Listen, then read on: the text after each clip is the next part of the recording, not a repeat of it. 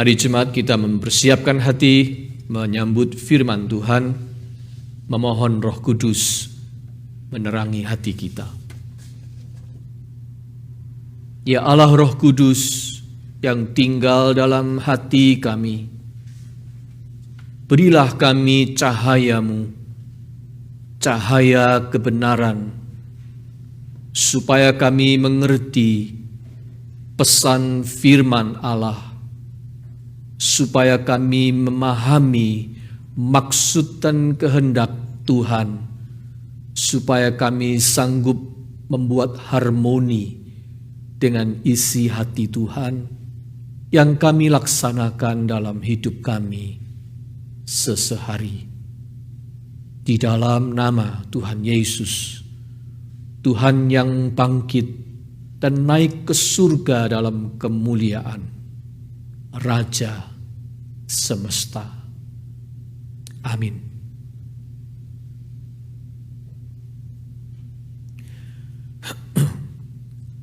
Saudara sekalian, mari kita membaca. Bacaan Alkitab hari ini diambil dari surat Efesus pasal 1 ayat 15 sampai dengan 23. Mari kita bangkit berdiri.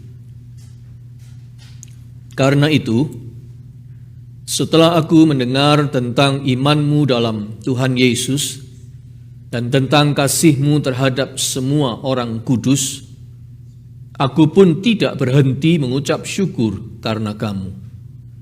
Dan aku selalu mengingat kamu dalam doaku dan meminta kepada Allah Tuhan kita Yesus Kristus, yaitu Bapa yang mulia itu, supaya Ia memberikan kepadamu roh hikmat dan wahyu untuk mengenal Dia dengan benar, dan supaya Ia menjadikan mata hatimu terang, agar kamu mengerti pengharapan apakah yang terkandung dalam panggilannya, betapa kayanya kemuliaan bagian yang ditentukannya bagi orang-orang kudus, dan betapa hebat kuasanya bagi kita yang percaya, sesuai dengan kekuatan kuasanya yang dikerjakannya di dalam Kristus dengan membangkitkan Dia dari antara orang mati dan mendudukkan Dia di sebelah kanannya di sorga,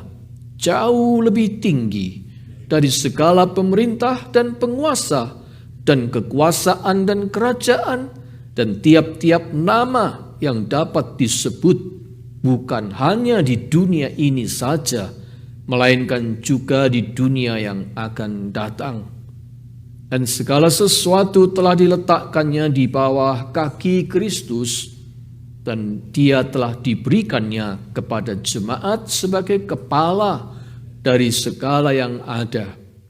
Jemaat yang adalah tubuhnya, yaitu kepenuhan Dia yang memenuhi semua dan segala sesuatu.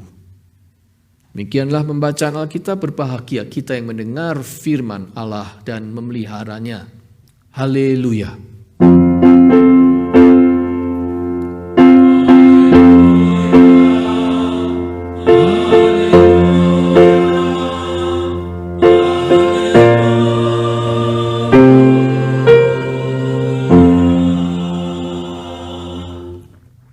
Jemaat persilahkan duduk.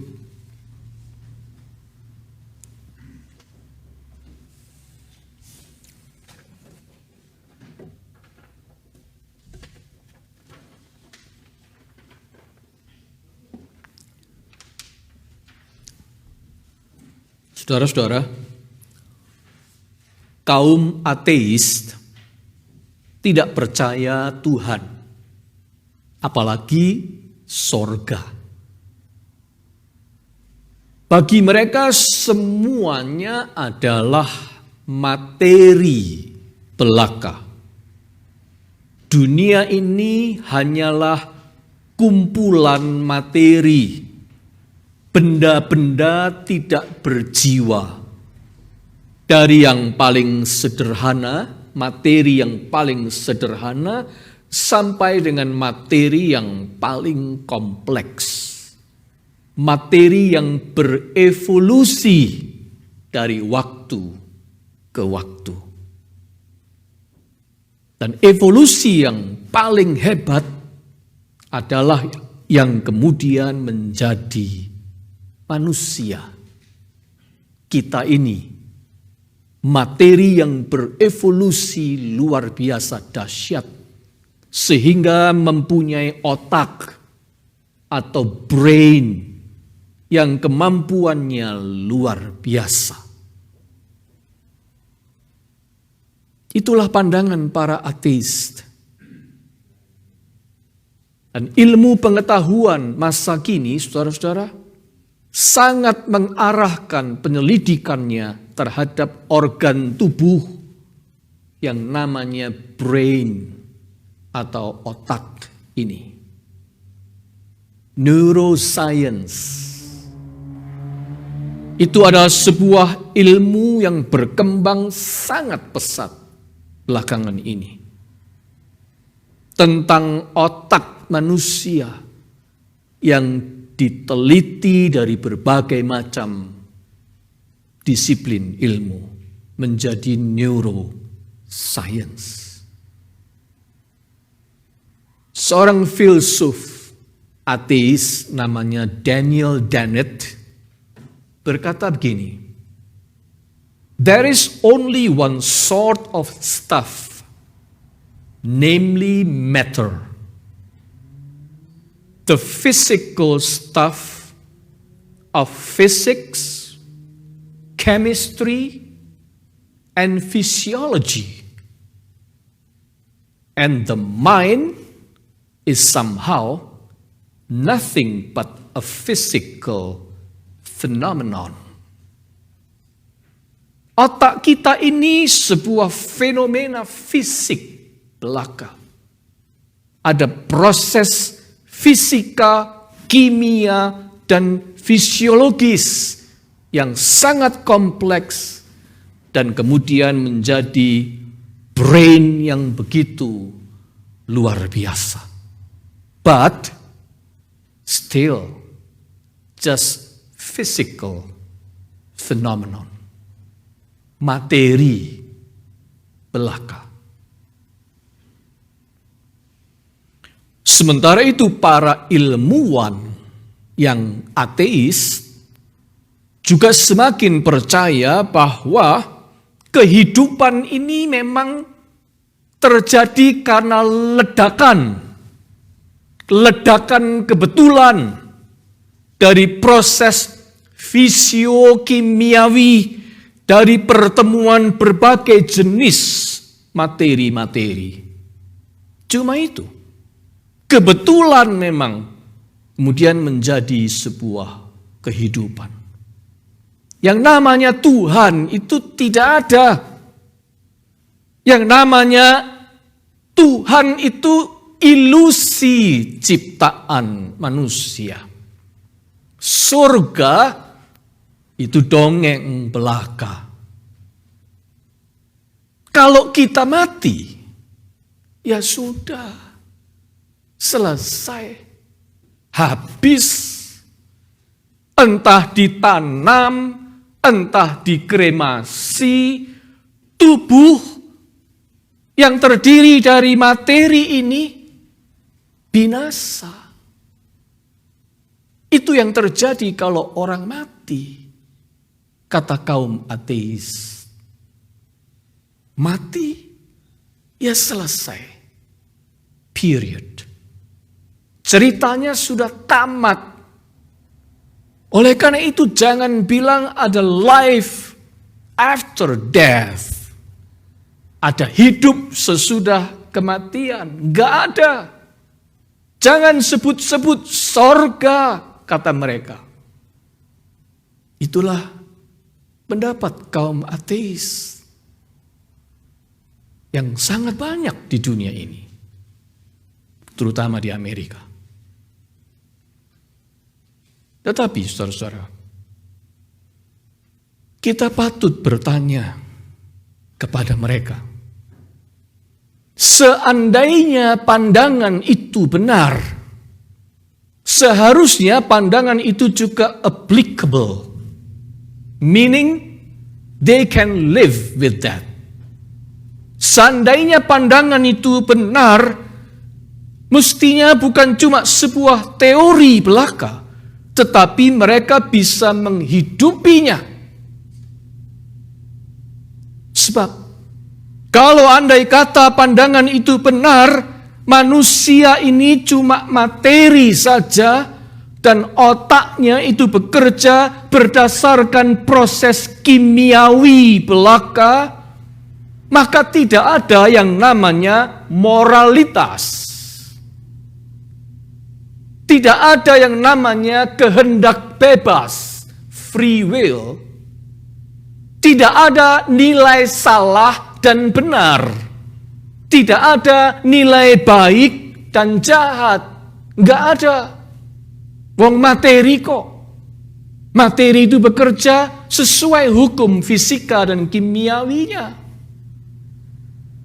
Maka penembak anak-anak sekolah dasar di Robb Elementary School di Uvalde, Texas itu, pemuda berumur 18 tahun itu bertindak begitu karena kerja otaknya memang begitu. Benarkah begitu? Bisakah kita bilang begitu? Karena dia cuma materi, maka yang dikerjakan oleh dia itu mengikuti hukum materi. Memang kerja otaknya dia begitu, otaknya memerintahkan dia untuk membantai anak-anak kecil setelah menembak neneknya sendiri. Bisakah kita bilang begitu? Tidak ada moralitas, tidak ada kehendak bebas, tidak ada baik dan jahat, tidak ada benar dan salah. Bisakah masyarakat Amerika menerima pendapat itu? Bahkan bisakah kaum ateis sendiri hidup menghayati kejadian itu dengan cara seperti itu? Oh, mungkin ada orang ateis yang tega bilang begitu. Ya, memang itu proses yang terjadi pada otaknya. Mungkin ada yang bilang begitu atas nama neuroscience technology. Tetapi saya masih bertanya lebih jauh. Masihkah Anda bisa bilang begitu? Andai kata yang jadi korban penembakan itu adalah anakmu sendiri. Bisakah pada saat itu kamu bereaksi dingin-dingin saja karena menganggap itu sudah cara kerja otaknya si penembak? Apa mau dibilang dia memang cuma materi tanpa jiwa? Bisakah andai kata itu anaknya yang jadi korban, si ateis itu bisa dengan dingin berkata bahwa itu cuma cara kerja materi? Saya yakin tidak ada orang waras yang bisa begitu. Saya yakin termasuk kaum ateis sendiri. Mengapa? Saudara-saudara, sebab manusia itu memang bukan cuma materi belaka. Itu jawabnya. Sebab kita semua ini punya jiwa. Kita ini punya hati. Kita ini punya roh. Bukan cuma materi. Kita tahu apa yang pantas dan apa yang tidak pantas. Kita tahu mana yang benar dan mana yang salah. Kita bisa mengenali ini yang baik dan itu yang jahat. Ada rasa keadilan yang menuntut perlakuan adil. Ada rasa cinta yang butuh ekspresi dan penyaluran. Ada rasa haus akan truth, kebenaran, dan ada rasa rindu akan eternity, kekekalan. Itu kita, manusia. Kita punya jiwa. Kita bukan cuma materi. Bahkan jika di dunia ini kita sering merasa tidak puas, berontak, sedih, kesakitan, marah, gelisah, menyaksikan atau mengalami hal-hal yang buruk di dunia ini, C.S. Lewis berkata, itu karena kita diciptakan bukan untuk dunia sekarang ini, melainkan kita diciptakan untuk kekekalan nanti. We were made for another world, kata Lewis. Jadi kalau Anda tidak kerasan, Anda berontak, Anda melawan sesuatu yang tidak sesuai dengan jiwamu di dunia ini, itu berarti you were made for another world. C.S. Lewis dulunya seorang ateis, tetapi yang kemudian menjadi orang Kristen yang luar biasa. Dia berkata, kita ini diciptakan untuk kekekalan. Kita bukan cuma materi. Kita ini manusia berjiwa. Dan dunia kita ini masih akan berlanjut dengan kekekalan. Bumi masih akan berlanjut dengan sorga. Saudara sekalian, peristiwa kenaikan Tuhan Yesus ke sorga mengingatkan kita bahwa sorga itu ada. Kenaikan Tuhan ke sorga. Sebab sorga itu memang ada. Hanya manusia yang suka mengabaikannya. Manusia yang menganggapnya ilusi belaka atau sekedar dongeng isapan jempol. Manusia menganggapnya sepi. Sesepi hari peringatan kenaikan Yesus ke sorga di Amerika ini. Sepi. Just another day. Padahal ini peristiwa besar. Yesus naik ke sorga. Dan sorga itu ada. Saudara-saudara, andaikan benar sorga itu tidak ada, andaikan benar sesudah kematian segalanya berakhir sampai di situ, habis, titik.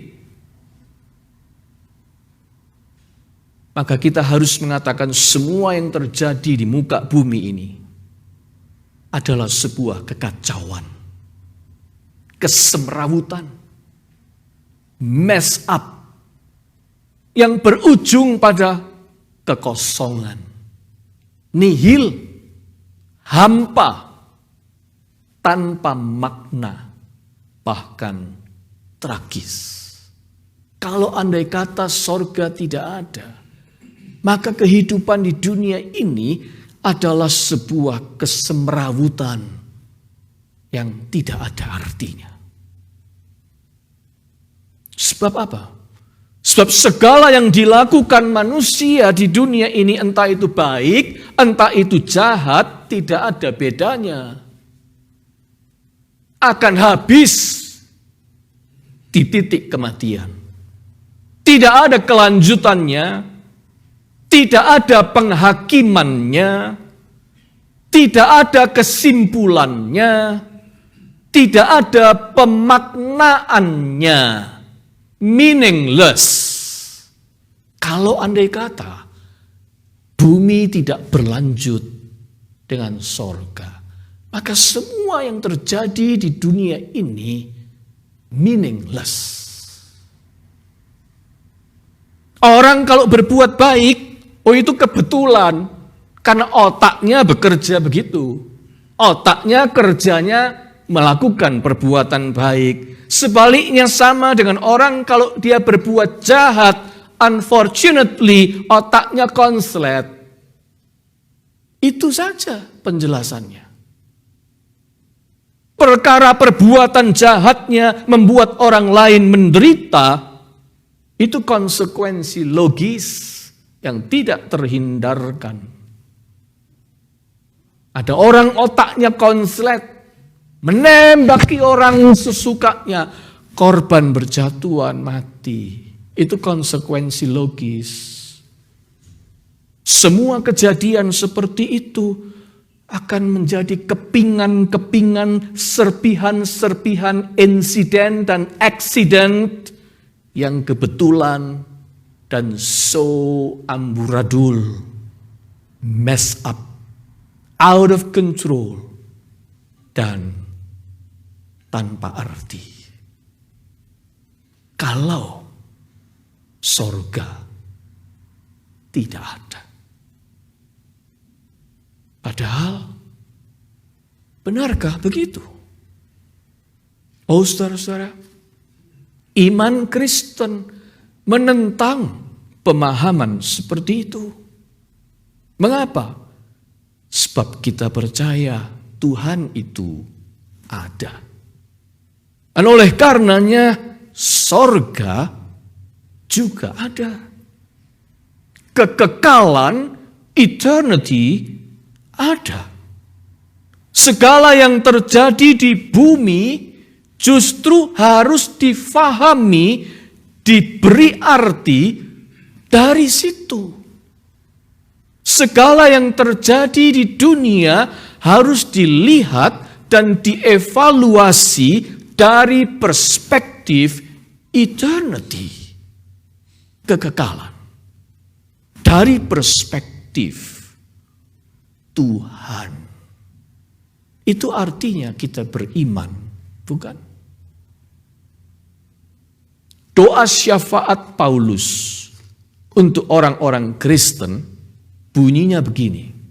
Dan aku selalu mengingat kamu dalam doaku dan meminta kepada Allah Tuhan kita Yesus Kristus, yaitu Bapa yang mulia itu, supaya Ia memberikan kepadamu roh hikmat dan wahyu untuk mengenal Dia dengan benar. Ayat 16 dan 17. Itu doa Paulus. Supaya jemaat Kristen knowing God better. Knowing God deeper. Mengenal Tuhan dengan benar. Mengenal Tuhan dengan benar itu artinya bagi Paulus adalah mengenal Yesus dalam segala kemuliaan dan kekuasaannya sebagai Raja semesta. Itu adalah peak-nya, puncaknya. Mengenal Dia dengan benar adalah mengenal Yesus yang bangkit itu, yang kemudian dilantik menjadi Raja semesta. Tuhan jauh lebih tinggi dari segala pemerintah dan penguasa dan kekuasaan dan kerajaan dan tiap-tiap nama yang dapat disebut, bukan hanya di dunia ini saja, melainkan juga di dunia yang akan datang. Jauh-jauh lebih tinggi. Dia adalah Yesus yang tertinggi. Dan itulah yang kita peringati di hari kenaikan Tuhan Yesus. Kita merayakan kemuliaan dan kekuasaan Tuhan kita, Yesus, Raja semesta itu. Penguasa tertinggi atas bumi dan sorga. Penguasa atas dunia sementara dan dunia kekekalan. Tuhan yang sangat dimuliakan. Highly exalted Lord.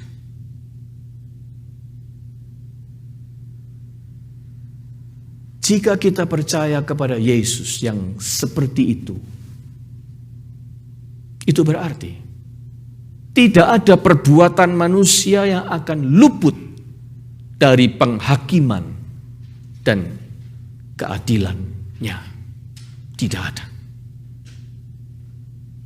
Tidak ada kejadian yang akan luput atau meleset dari jangkauan rencananya.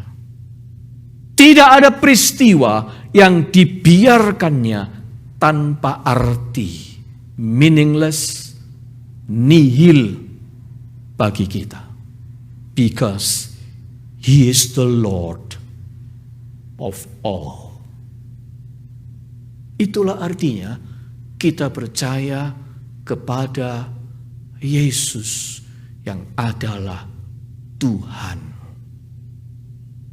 penguasa atas semua bumi dan sorga. Memang dengan jujur harus kita akui, kita pun seringkali struggle untuk bisa memahami peristiwa-peristiwa di dunia ini, ataupun peristiwa yang menjadi pengalaman kita sendiri, sebab banyak yang terasa tidak masuk akal. Banyak yang tidak fair.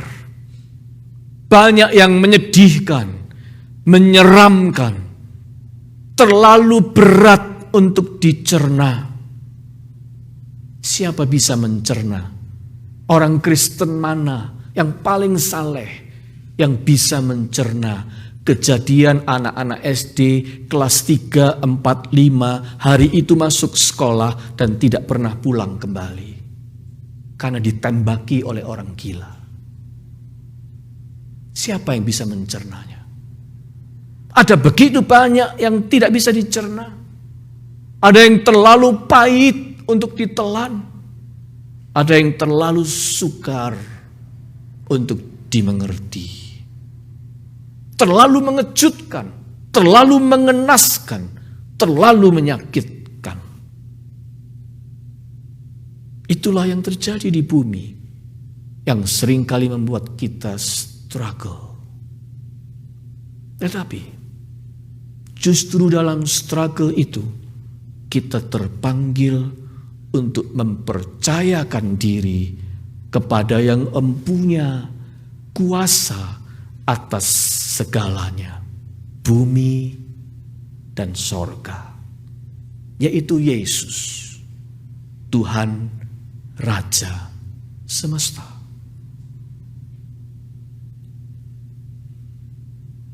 Profesor Chad Meister, PhD, seorang mantan ateis. Dia punya sebuah ilustrasi menarik. Pada suatu hari ceritanya, dia dan istrinya membuat kue bersama-sama di dapur di rumah mereka. Tapi sebelumnya, dia mencoba mencicipi setiap bahan untuk membuat kue itu secara tersendiri.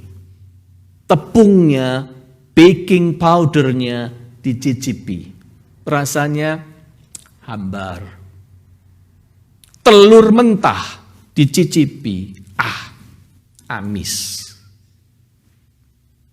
Vanilla extract dicicipi. Coklat bubuk dicicipi. Pahit. Namun, ketika semua bahan tersebut diolah mereka, dan akhirnya jadi kue, terlihat menarik, aromanya wangi, rasanya pun sedap untuk dimakan. Lalu dia mengatakan, demikianlah seharusnya kita orang percaya memandang hidup yang seringkali bahkan tidak kita mengerti. Pada waktu kita mengalaminya, atau pada waktu kita melihatnya, atau pada waktu kita merasakan kejadian-kejadian di dunia ini, di dalam kehidupan kita, mungkin masing-masingnya dari peristiwa itu terasa hambar, amis, dan pahit. Tidak enak, buruk, menyedihkan, menyakitkan.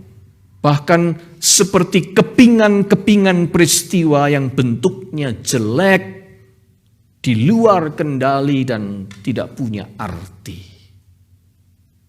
Perang, kemelaratan, penyakit, kejahatan, pembunuhan massal, penderitaan, kematian, dan seterusnya. Bukankah itu buruk dan di luar kendali kita?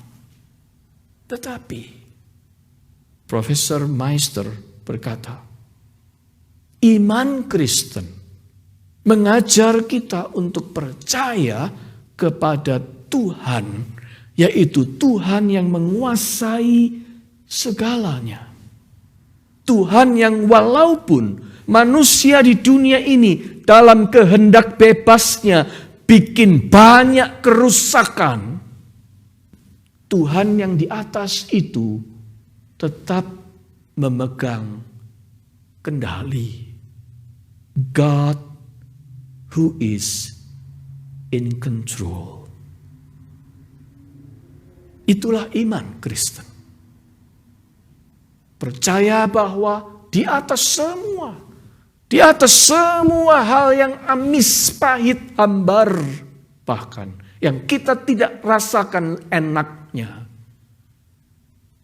di atas sana ada Tuhan yang menguasai alam semesta ini, yang sanggup mengolah semua elemen yang hambar, amis, dan pahit itu menjadi adonan yang menghasilkan kue kebaikan bagi anak-anaknya. Itu sebabnya Paulus menulis kepada jemaat di Roma, kita tahu bahwa Allah mengatur segala hal sehingga menghasilkan yang baik untuk orang-orang yang mengasihi Dia dan yang dipanggilnya sesuai dengan rencananya.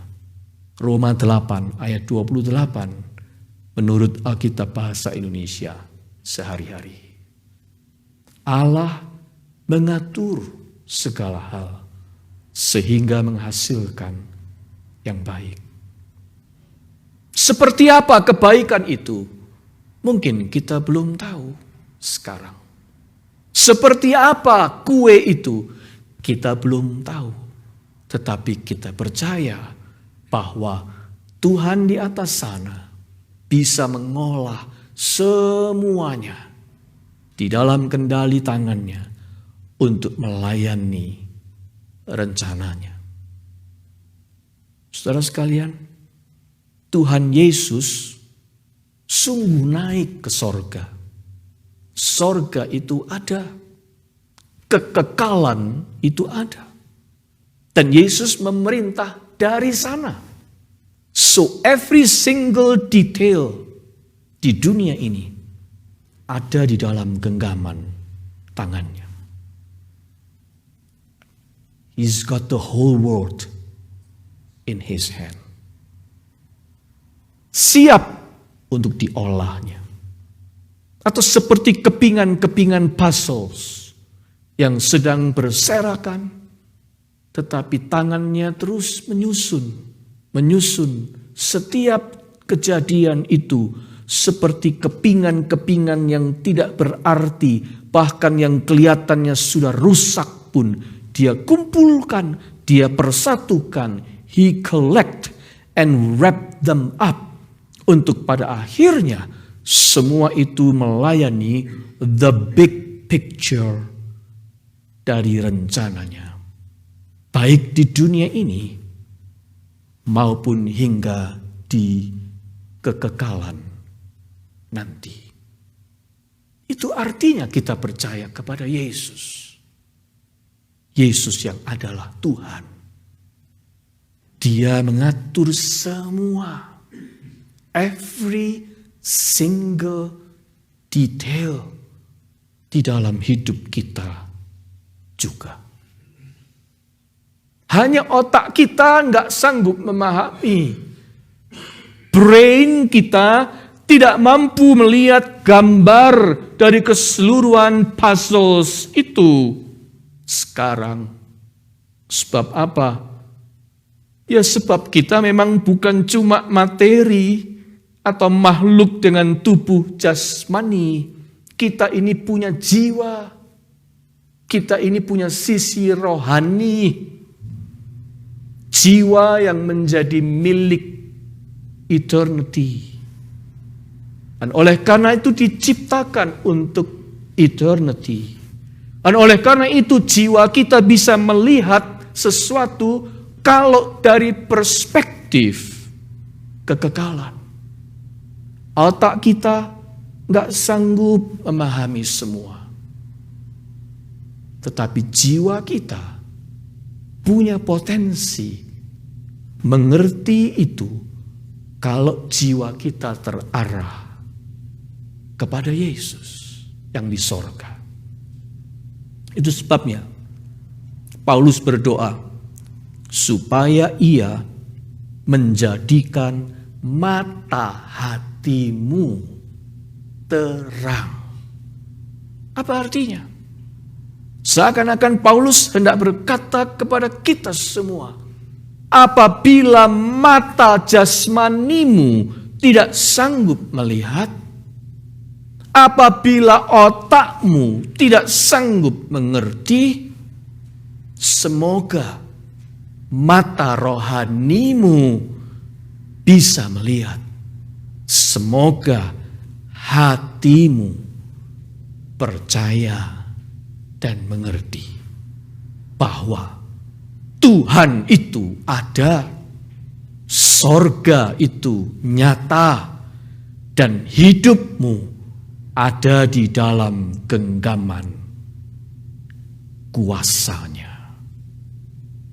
Terpujilah Yesus Kristus, Sang Raja semesta, Tuhan dan Juru Selamat kita. Amin.